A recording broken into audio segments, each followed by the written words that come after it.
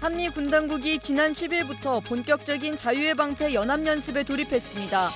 이와 연계해 육군 종합보급창은 전차와 화포 등 비축 장비를 신속하게 전방으로 보급하는 훈련인 전시 손실 보충 장비 보급 훈련을 진행했습니다. 서해에선 제해군 3함대 사령부의 대량 살상무기 해양 확산 차단 훈련이 진행됐으며 호위함 전북함과 광주함, 고속정 등 해군 함정을 비롯해 해상 기동 헬기와 3,000톤급 해경함 등도 투입돼 합동 작전 능력을 강화했습니다.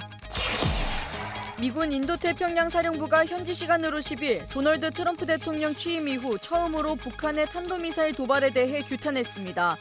미 인태사령부는 북한이 탄도미사일 여러 발을 발사한 것을 인지하고 있으며 한국과 일본 등과 긴밀히 협의하고 있다고 밝혔습니다.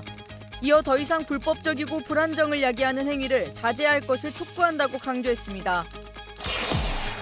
장병과 군 가족들의 복지를 증진하기 위해 운영되고 있는 군마트는 밀키트와 주류 등 장병 선호도와 시장 트렌드를 반영한 580여 개의 신상품이 입점해 있어 고객 만족도가 점차 높아지고 있습니다.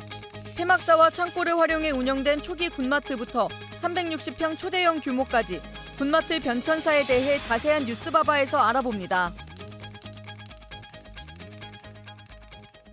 시청자 여러분 그리고 국군 장병 여러분 안녕하십니까? 3월 11일 KFN 뉴스 시작합니다. 육군 종합보급창이 전시 손실 보충 장비 보급 훈련을 진행했습니다. 최상의 비축 장비 상태를 유지하고 신속한 보급으로 전투부대 승리에 일조한 현장을 백재훈 기자가 보도합니다. 전방 군단에 대량 피해가 발생한 상황.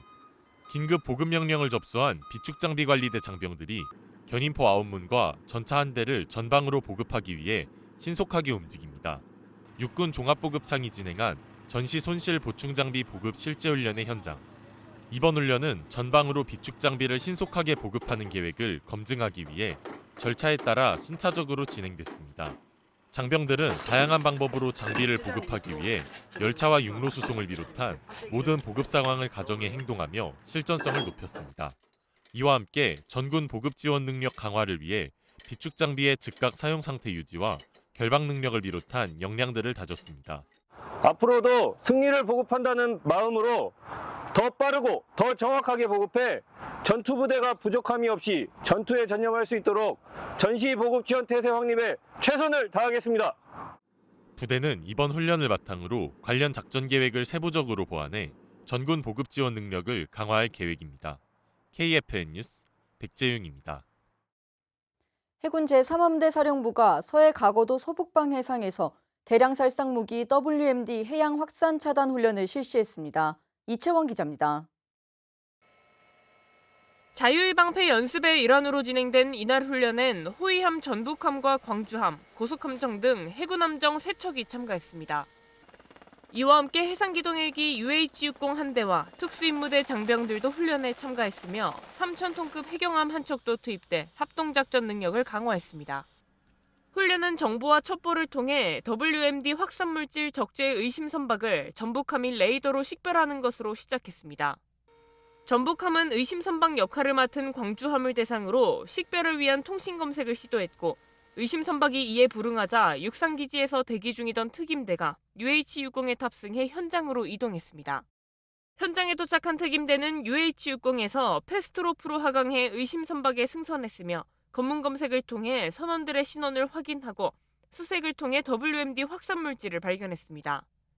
특임대가 선원들의 신병을 확보하고 해경함이 선박을 납포하는 것으로 훈련은 종료됐습니다. 부대는 앞으로도 실전적인 훈련을 바탕으로 확고한 대비 태세를 확립해 나가겠다고 밝혔습니다. KFN 뉴스 이채원입니다.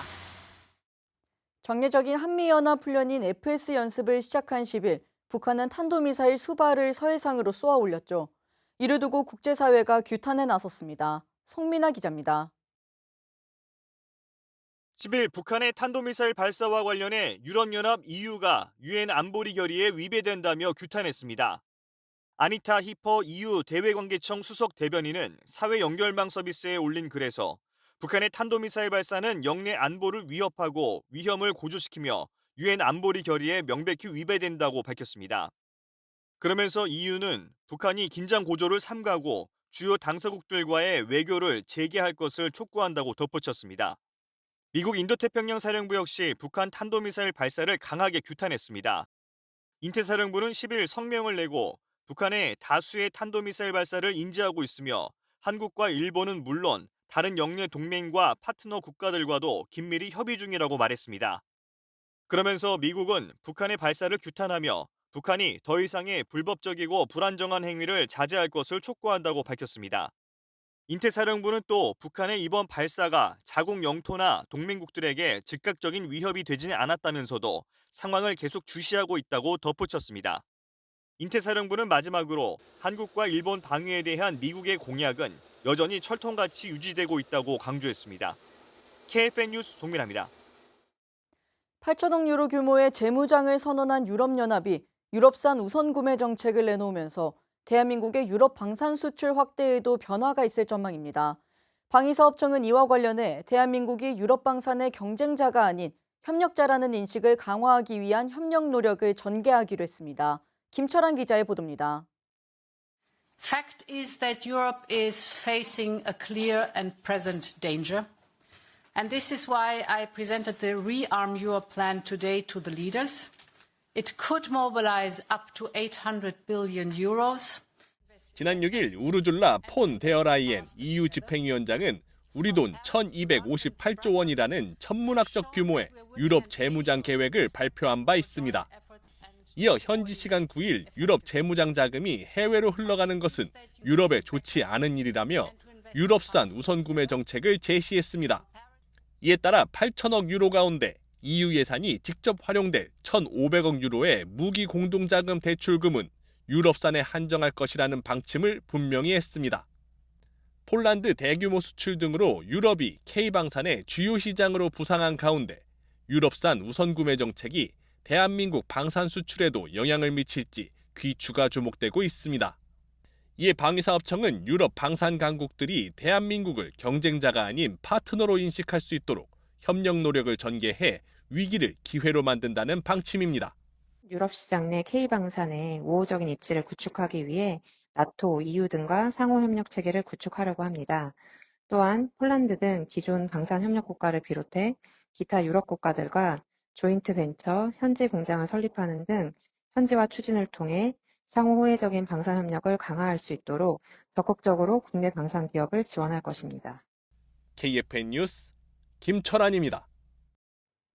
미국이 우크라이나에 지원을 끊은 이후 러시아의 공격이 더욱 거세지고 있습니다. 특수부대가 가스관으로 침투하고 100대가 넘는 드론으로 우크라이나를 폭격했습니다. 신소진 기자의 보도입니다. 러시아군이 덥고 캄캄한 가스관 안을 손전등에 의지해 걸어갑니다. 허리를 숙여야 이동할 수 있는 비좁은 공간이지만 엄지를 치켜 세우며 여유를 보입니다. 러시아 특수부대가 천연가스관 안으로 수킬로미터를 걷거나 기어서 우크라이나 군을 급습했습니다. 쿠르스크즈 수자 지역 탈환 작전으로 러시아는 해당 지역을 포함해 3곳을 되찾았습니다.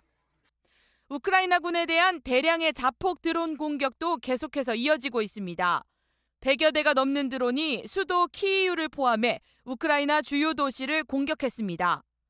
최근 러시아가 우크라이나에 일부 점령된 크르스크 지역 공세를 전면 강화하면서 우크라이나군이 수세에 몰리고 있습니다.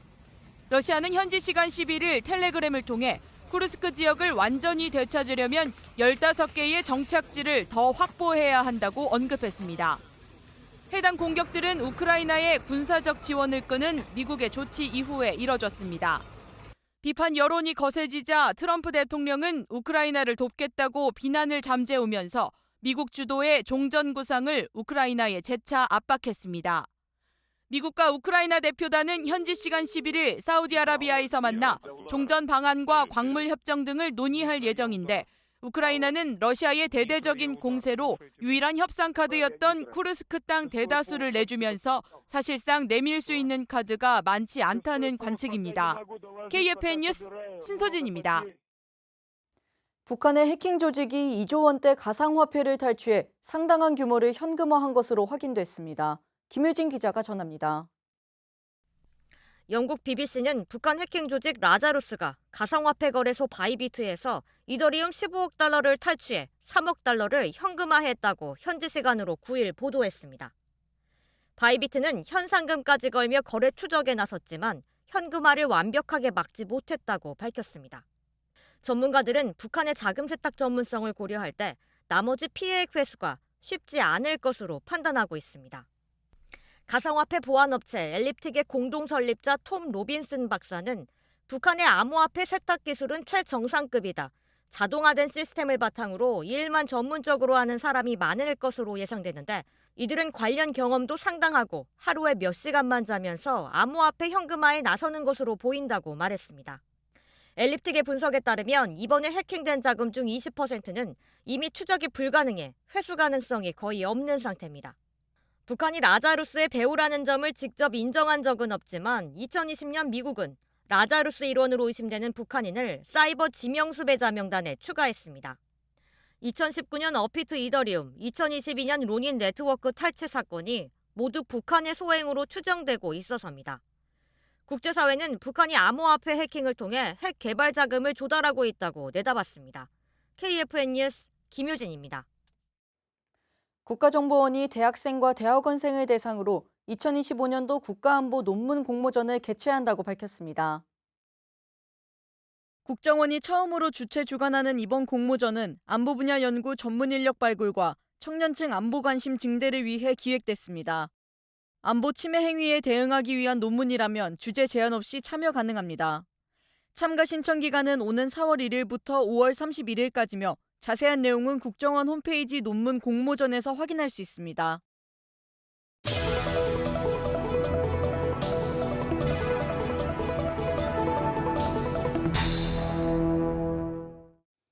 전장은 총과 포탄의 위협뿐 아니라 화생방 위협에도 대비해야 합니다.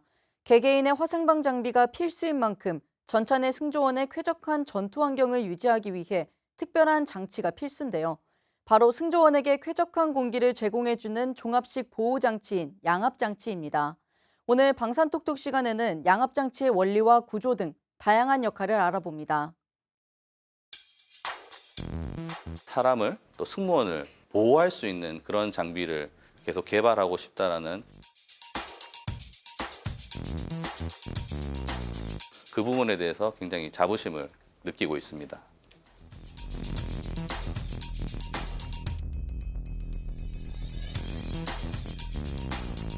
양압장치는 과거에 이제 전쟁 당시에는 기본적으로 총탄으로 전쟁을 하는 시대가 있었다라고 하면 현대에서는 이제 화학전이 이루어지기 때문에 기본적으로 가스에 대한 승무원 보호가 필요하게 된 상황이 이제 발생을 하였습니다. 다양한 승무원이 이제 탑승하는 공간에 외부 대기압보다 조금 높은 압력을 유지하게 만들어주는 그런 양압 장치가 되겠고요. 그 양압 장치가 있음으로 해서 이제 외부에 여러 가지 이제 화생방 가스라든지 먼지 그런 것들을 이제 여과기를 통해서 신선한 공기를 만들어서 넣어주는 그런 장비가 되겠습니다. 양압장치의 역사에 대해서 말씀드리면 제1차 세계대전 때 화생방전 상황에서도 전차의 승무원이라든지 다양한 장비의 승무원들이 수건이나 천으로 입이나 코를 막아서 자기 자신을 보호하는 그런 상황이었습니다. 그런 상황에서 승무원을 보호할 수 있는 장비 자체가 요구되는 상황이었습니다. 그래서 현재는 양압장치가 보편화되었고 필수적인 장비가 되었습니다. 최초 우리나라 같은 경우는 K2 전차가 2009년에 이제 개발이 완료됐는데 K2 전차에 처음 도입이 됐습니다. 양압장치는. 네, 기본적으로 양압의 원리는 대기압 기준으로 승무원 공간, 내부 공간의 압력을 조금 더 높이는 그런 양압을 형성시키는 기능입니다. 왜 그러냐면 승무원 내부 공간의 공기가 대기압 기준으로 압력이 조금 더 높게 형성이 되어야만 외부의 대기의 그 가스들이 승무원 공간 내부로 들어오지 못하는 상황을 만들 수가 있는 겁니다. 공기는 기본적으로 압력이 높은 압력에서 낮은 곳으로 공기가 자연적으로 흘러가게 되어 있기 때문에 승무원 공간의 압력이 대기압 기준으로 더 높다라고 하면 외부의 공기는 안으로 들어오지 못하고 오히려 승무원 공간의 공기는 외부로 나갈 수 있는 그런 구조가 되는 거죠. 네, 양압장치의 구동 원리는 화학 탐지기에서 1차 가스를 감지를 하고요. 조종수 전시기 쪽으로 신호를 보내고 조종수 전시기에서 양압장치 쪽으로 구동 명령을 내리게 됩니다. 그리고 공기를 먼지 분리기라는 부품에서 1차적으로 분리해서 주송풍기라는 송풍기를 통해서 일단은 유해 물질이나 가스가 일부 포함된 공기를 여과기 쪽으로 보내주게 되고요. 여과기에는 이제 활성탄과 이제 먼지 필터가 다 장착이 되어 있습니다. 그래서 먼지 필터에서 먼지를 걸러주고 활성탄에서 이제 가스를 걸러주고요. 그래서 최종적으로는 여과된 깨끗하고 신선한 공기를 승무원 공간으로 불어 넣어주게 되는 거죠. 지금 방산 장비, 특히나 이제 요즘은 전차의 경우도 승무원이 탑승하지 않는 아마 무인 전차가 지속적으로 개발되고 있는 것으로 알고 있고요. 무인 장비 같은 경우는 점점 양압 장치의 필요성이 떨어지게 될 것 같습니다. 다만 이제 저희 종합식 보호 장치 같은 경우는 양압 장치와 그리고 냉난방 장치가 같이 구성되어 있는 게 종합식 보호 장치고요. 그래서 무인이 된다고 하더라도 장비의 이제 여전한 기능 수행을 위해서 적절한 온도와 습도를 유지하기 위해서 필요하기 때문에 냉난방 공조 시스템 같은 경우는 여전한 필요가 있을 것으로 기대되고요. 그리고 지속적으로 장비들이 발전하면서 그런 냉난방 시스템에 대한 필요도 더 생기게 될 것으로 기대하고 있습니다. 예, 장비를 개발함에 있어서 가장 힘든 점은 요구 사항이 굉장히 이제 높은 사항일 때입니다. 그 방산 장비는 특히나 그 소형화 경량화에 대한 그 목표가 굉장히 큽니다. 왜냐하면 또 경량화 되어야지 장비의 기동력이 생기게 되는 부분이 있기 때문에 그런 부분들을 굉장히 큰 목표로 가지고 진행을 하게 되는 부분이 많고요. 그런 부분이 굉장히 큰 허들로 다가오게 됩니다. 또 그런 부분들을 해냈을 때 굉장히 보람을 느끼고요. 그리고 그 부분이 결국에는 또 우리나라 그 방산에 제가 조금 더 일조했다라는 그런 생각을 갖게 되고 그런 부분이 굉장히 보람되는 것 같습니다.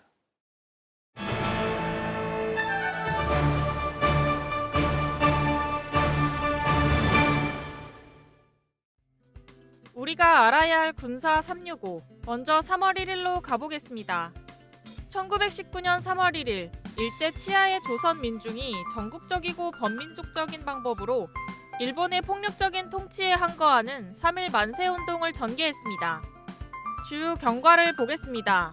1919년 2월 8일 조선 제1유학생의 28 독립선언이 발생합니다.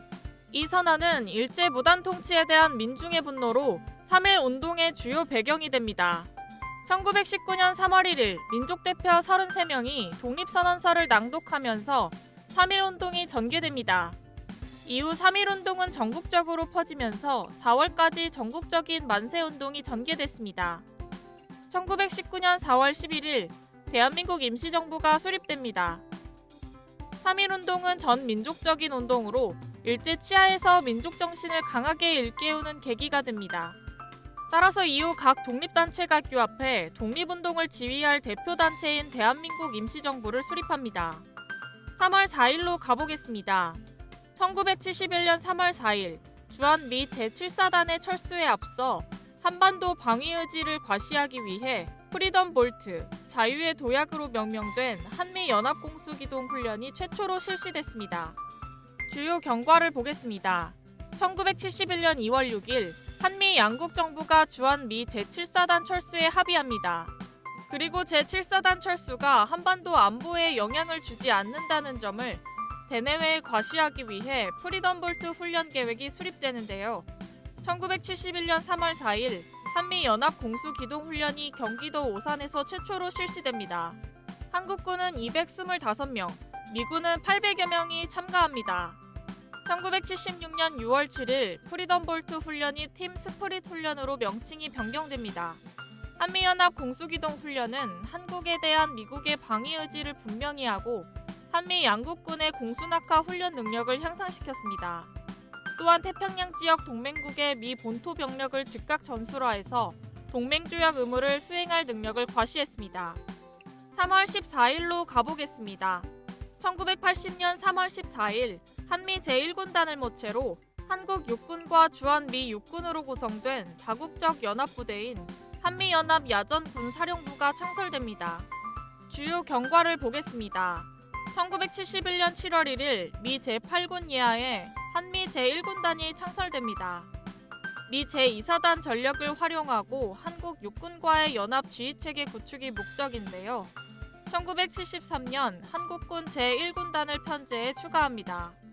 1980년 3월 14일 한미 제1군단을 모체로 한미연합 야전사령부가 창설되는데요. 1992년 7월 1일 한미연합야전군사령부는 서부전선 방위 임무를 국군 제3야전군에 이양한 후 해체됩니다. 한미연합야전군사령부는 한미 양국군의 연합방어 능력을 통합하고 전투 능력을 강화하기 위해 창설됐습니다. 따라서 한반도 서부전선에서 북한 도발을 억제하는 중추적인 기능을 담당했습니다. 전투력은 단결에 있으며 단결은 승리를 가져온다.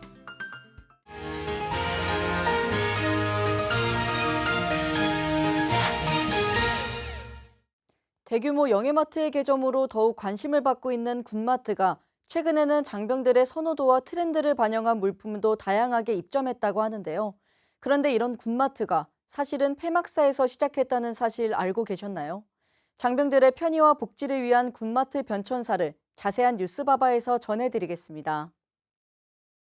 밀키트, 육류, 와인, 리큐어 등 대형마트에서만 볼 수 있었던 제품들을 이제는 여기서도 볼 수 있습니다. 장병들과 군 가족들의 편의와 복지를 높이기 위한 특별한 마트. 그 정체는 무엇일까요? 지난 2월 3일 역대 최대 규모의 영외 군마트가 오픈했습니다. 바로 와마트 일산점. 1190제곱미터 규모 초대형 영외 군마트인데요. 민간 대형마트처럼 밀키트, 육류, 와인, 그리고 리큐어존 등 장병 선호도와 시장 트렌드를 반영한 580여 개 신상품이 개점과 동시에 입점해 소비자들의 이목을 끌었습니다. 흔히 PX로 많이 알고 있는 군마트는 군 장병들의 편의와 복지를 위해 간식과 생필품 등 다양한 상품을 판매하는 곳인데요. 대부분의 상품에 세금을 부과하지 않아서 민간마트보다 비교적 저렴하다는 장점이 있습니다. 이러한 군마트, 언제부터 장병들과 함께 했을까요? 장병들의 복지 향상을 위해 후생감실이 창설되면서 역사가 시작됐답니다. 초기에는 부대의 폐막사나 창고 등의 공간을 활용해 군마트를 운영했는데요. 1970년 군마트를 지원하는 원호관리단이 창설된 후 1977년 각 부대의 군마트가 통합 운영되면서 점차 제품 구성이나 운영 체계의 기틀이 잡히기 시작했습니다. 그리고 군마트는 영내 군마트와 영외 군마트로 나뉘는데요.